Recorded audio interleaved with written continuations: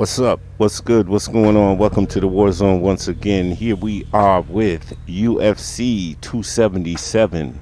Julianna Pena versus Amanda Nunes 2.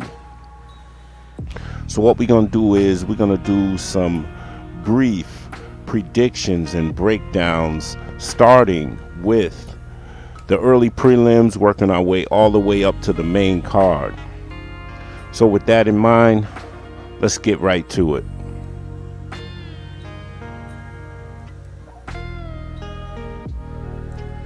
First up, in the men's welterweight division, we have Orion Cosce versus Blood Diamond. Now when I'm looking at these two fighters here, Orion Cosce, he's got decent grappling, suspect chin, very tough though. He is coming to fight, but he slows down tremendously as the fight goes on. Now Blood Diamond, here, I'm going to say he's a live dog here. He's got experience striking, kickboxing. This guy has takedown defense, and he throws vicious knees. I think he gets it done over 3 rounds. So I'm going to go with Blood Diamond to pull this one out 29-28.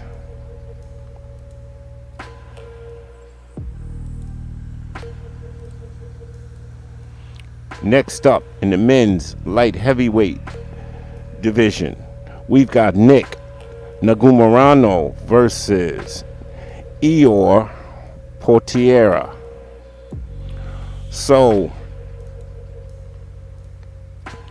Negumereanu, this guy, he can strike, he's got power, he throws with bad intentions, he can be wild at times, but he's a pressure fighter, throws a lot of big overhands. He's got to wrestle, I believe, to win this fight. And Ihor Potieria, he's got power. He's very accurate. And he's more of a bully type of fighter. But he's got very poor head movement and defense. I'm going to go with Negumereanu to pull this fight out. I think he wins a close decision. So I'm going to go with Negumereanu by decision. Next up, in the women's flyweight division, we've got Joselyne Edwards against Ji-Yoon Kim. So with Joselyne Edwards, she's a striker, kickboxer. She's got really good kick game. If you notice in her last fight, man, she pretty much won that fight based pretty much majority of kicks. Her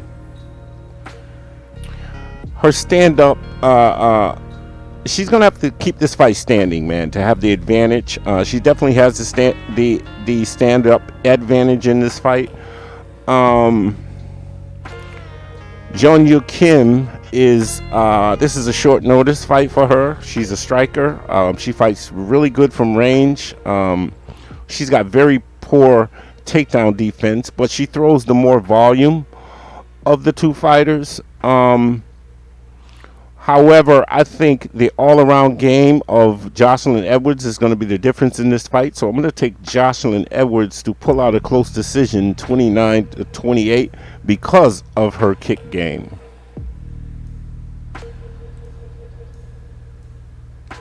All right, next up, in the men's welterweight division, we've got Mike Morales against Adam Fugitt. This is a no-brainer, people. I'm not even going to spend too much on this one. Mike Morales, man, he is great. He's a lock, and he is a definite parlay pick. So this guy is a straight killer. He can strike, grapple. He has power. He's a national wrestling champion. This guy, man, he's a Muay Thai champion. He's got a crazy accurate jab. Just an all-around good fighter. Someone to watch, man. This guy. Now, Adam Fugitt, he's coming in on a short notice replacement. He's a pressure fighter. He loves to wrestle as well. Decent boxing. Very strong, but he has a suspect chin. He's been dropped several times in fights. So I am going to pick Mike Morales in this one, man, and I think he gets it done by second round TKO. So I'm taking Mike Morales to by TKO in the second round. So this is definitely a parlay pick. All right, next up in the men's lightweight division, we've got Drakkar Klose against Rafa García. This right here is a really good fight. It's going to be a really tough fight. So let's see. Drakkar Klose, state wrestling champ. Takedown defenses, it's suspect. Decent striking. This guy can box. He's got big power, very quick hands. And he's gonna have to keep this fight standing, man, in order to actually win this fight. Rafa García is a good grappler, big hands, throws with bad intentions. Suspect cardio, though. He tends to slow down as the fight goes on. But he's a pressure fighter. He's a dog, very dangerous, and he's got a sub game. However, I think Drakkar Klose will be able to keep this fight standing only because of the suspect cardio of Rafa García. So I'm giving the edge to Drakkar Klose, man. And this also was a short notice fight for Rafa García. So I'm going with Drakkar Klose, man, to pull it out in a decision win, 29-28. Next up in the men's heavyweight division, we've got Dontel Mays versus Hamdy Abdelwahab. Hamdy Abdelwahab. So Dontel Mays, man, this guy, he's a boxer. He's got power, throws with really, really bad intentions. Does seem to slow down late second, third round. Suspect cardio, but he can grapple if he needs to. He's got good footwork and excellent combinations, and he loves to implement his kick game in his fights. Now, Hamdy Abdelwahab is an Iranian Olympic wrestler. He's got the height and reach advantage. This guy's got decent BJJ, but he puts on a slow pace. He has power. This is his debut, but he does not want to stand and bang with Dontel Mays. And I think that he's smart enough, him and his camp is smart enough to know that he's going to have to wrestle in order to win this fight. And I think that's what he'll do in this fight. So I'm going to take Abdelwahab to pull out a decision win in this, man. So I got Abdelwahab finding a way to get this fight to the ground and wear down Dontel Mays and get a decision win. Next up, men's lightweight division. We've got Drew Dober versus Rafael Alves. This is a very, very close fight right here, people. We all know Drew Dober is a brawler. He loves to implement ugly boxing. He's got power, and he's probably got one of the best chins in the UFC, man. This guy, very technically sound, can be wild at times. However, Rafael Alves is a BJJ guy, He's got a wicked good sub game. He can grapple. He subbed Mark Ducasse, man. So that's saying something. Mark Ducasse is a really, really good fighter. We seen him this weekend. He won this weekend. But Alves has speed, power. He can slow as the fight goes on. Suspect takedown defense. But I think that Drew Dober pulls it out, man. But I say, you guys, this is pretty much a pick 'em for me. But I think Drew Dober can pull this fight out. I think he can get it done. 29-28. So that's my pick. Drew Dober by decision. All right. Next up in the men's welterweight division, we've got Alex Morono against Matt Semelsberger. This is also a really, really good fight, man. Alex Morono, man, this guy, well-rounded, very well-rounded. He can box, he can strike, very technical guy. He's got decent grappling. What I noticed about Alex Morono is he gets stronger as the fight goes on. So the later rounds is pretty much an advantage for him. He throws the more volume of the two. But Semelsberger has the height and reach advantage. Very aggressive, pressure fighter. He's going to come forward and try to cut the ring off. He's got devastating kicks, a body attack, and he's got power.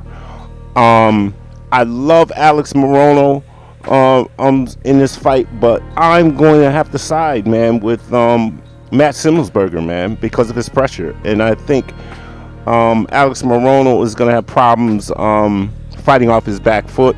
So I'm going with Semelsberger to pull out a decision win, 29-28. All right, next up, we have Magomed Ankalaev against Anthony Smith in the light heavyweight division. Magomed Ankalaev, man, to me, this is another lock. This is another parlay pick. I'm going to have to side with Magomed Ankalaev. This guy's a kickboxer. He's got devastating kicks. Fights amazing from range. He's got power and wrestling. As we all know, Anthony Smith, man, he's on a 3-fight win streak after a 2-fight skid. But this guy is just a good striker. He can box. Solid BJJ. He's got a sub game, and he's very, very, very tough. He's been in there with the best lightweights in the UFC, but I think he's a little outmatched in this fight. I believe. I mean, don't get me wrong. Anthony Smith is tough. He's coming to fight, but I think Ankalaev is just too good for him, and I think he gets it done. I'm going with Ankalaev to pull out a decision win in this one. I don't think he stops Anthony Smith. I think Anthony Smith goes on. If anything, it'll be a ref stoppage, but doctor stoppage is what I'm trying to say. But yeah, Ankalaev in this is a clear parlay pick, man, and I pick him to win 29-28. Next up in the men's flyweight division, we've got Alexandre Pantoja against Alex Perez. This right here has the potential to be fight of the night, people. I think this is going to be some fireworks in this fight. We've got these two individuals. Alexandre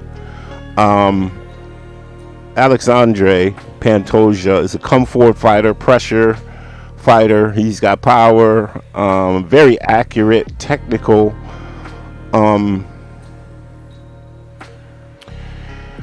Wow, you have to beat this guy with grappling, man. Pantoja.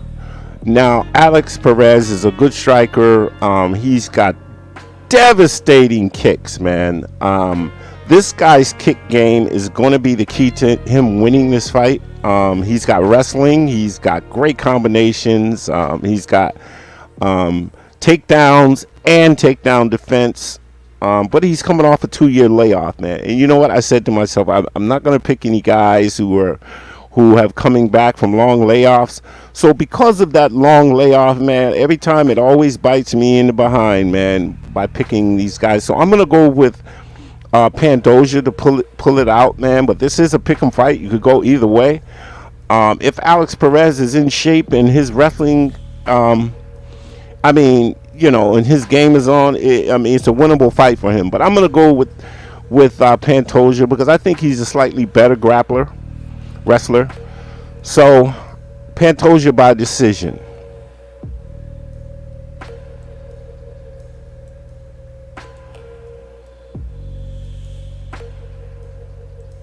Next up in the men's heavyweight division, we've got Derrick Lewis versus Sergei Pavlovich. I'm going to have to go with Sergei Pavlovich, man, to win this. And here's another piece to that parlay, man, for me. Pavlovich. Derrick Lewis, we all know, is big power, but absolutely the lowest volume, you can imagine, man. Very low volume fighter. Last 2 losses were by KO. Taito Avasa and Cyril Gane. I think he's just here for a check, man, and I think he should retire soon or consider retiring soon. And I have no idea why he is the slight favorite in this.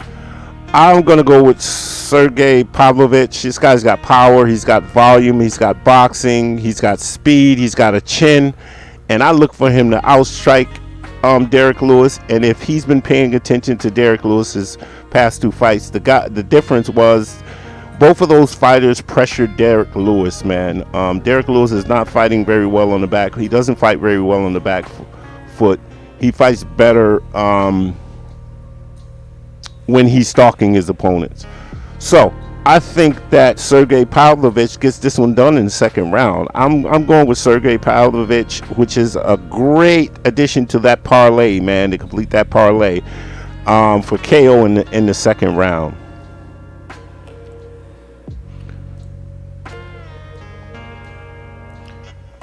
All right, next up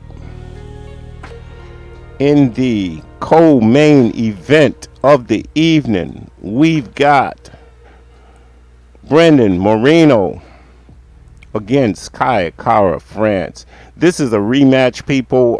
Brandon Moreno, we all know as the ex-flyweight champion. He beat Davison Figueiredo in the first match to win the title, and he looked absolutely terrible in the rematch against Figueiredo, man, and where Figueiredo took the title back. For Figueiredo is basically out for a little bit, so this is going to be for an interim title fight, 5-rounder. So this is a rematch as well. Brandon Moreno won the first by decision, very close. He does have the height and reach advantage, very tough, has a great chin. Like I said, former champ. He throws a lot of volume and he sets a pace. He's gonna come forward. He's got big heart and he can take you down. However, Kara France, man, in this one, man, it being the underdog, I think this is a live dog for you people. This is a really live dog. He's a boxer. He's got power. He's got footwork. He's got excellent combinations. He's got speed. He's got takedown defense. His takedown defense is at 86%. Against Askarov, he defended 12 takedowns. And his hands, to me, are the better in this fight, man. And he has the momentum right now. So I'm going to say Kara France pulls out a decision win in this, man. I think he can get it done. And he's the underdog here. So I'm going to go with the dog in this one, man. Kara France, man, by decision. And here we are in the main event of the evening, people. In the women's bantamweight division, there is a rematch and a title fight. Julianna Pena versus Amanda Nunes 2. As we all know, Amanda Nunes is the GOAT. And she lost her title to Julianna Pena. Nunes pretty much, she dominated the first round, man. She beat up on Pena the first round, but she gassed out trying to finish her, man. And Pena went on to win by rear naked choke in the submission. Lesson learned for Nunes. However, Julianna Pena, this is probably one of the biggest upsets in the UFC in recent years, man. She's very well rounded. She's very dirty fighter. Dirty boxing. Has a sub game. We all saw that. She can grapple, and she's very tough, and she's gonna continue to come forward. However, the GOAT, she's got power for days. BJJ, I know she's gonna be prepared for this rematch. And like I said, she kind of gassed herself out in that first round, man, and chasing a finish. But she's going to pace herself this time, I believe, and will reclaim her title. And I believe we could see a KO in this fight, man. We could, because she had Pena in some big trouble. But I'm going to say that Nunes by unanimous decision. 3 rounds to 2. I think she gets it done, and that's my pick, man. Amanda Nunes reclaims her title. The GOAT reclaims her title, and I think what she'll do is have a few more fights, man, and think about retiring. But I tell you what, Nunes is going to be around, and the division is going to have some problems. But that's it, people. Thanks for tuning in. Please subscribe to the channel. Hit the bell icon for notifications, man. Check us out. We're always live. We'll be live for this event coming up this Saturday. Check us out. And peace and blessings to all. And with that, I'm out.